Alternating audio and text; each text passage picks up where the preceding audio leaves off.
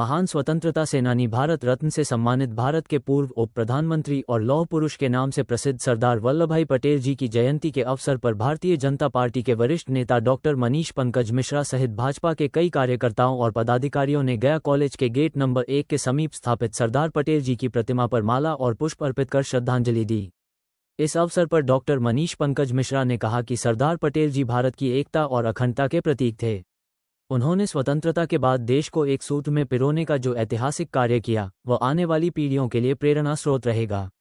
Doctor Mishra ने कहा कि अगर सरदार पटेल जैसे दूरदर्शी नेता न होते तो आज भारत अनेक रियासतों में बंटा हुआ होता। उन्होंने लौह दृढ़ता और अटूट राष्ट्रभक्ति के बल पर देश के 562 रियासतों का विलय कर एक सशक्त भारत का निर्माण किया। पटेल जी ने राष्ट्र के हितों को सर्वोपरि रखते हुए जीवन भर जनसेवा और राष्ट्रीय एकता के लिए कार्य किया। इस श्रद्धांजलि कार्यक्रम में उपस्थित भाजपा कार्यकर्ताओं ने संकल्प लिया कि वे सरदार पटेल जी के आदर्शों पर चलकर राष्ट्र की एकता, अखंडता और समरसता को मजबूत करेंगे। डॉक्टर मिश्रा ने कहा कि आज के युवा वर्ग को चाहिए कि वे सरदार पटेल के जीवन से प्रेरणा लेकर देश के निर्माण में अपनी भूमिका निभाएं।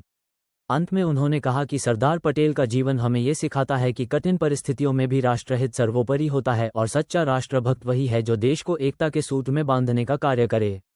इस अवसर पर भाजपा प्रदेश कार्य समिति सदस्य राजेंद्र प्रसाद, अधिवक्ता संतोष ठाकुर, गोपाल यादव सहित अन्य नेतागण मौजूद रहे।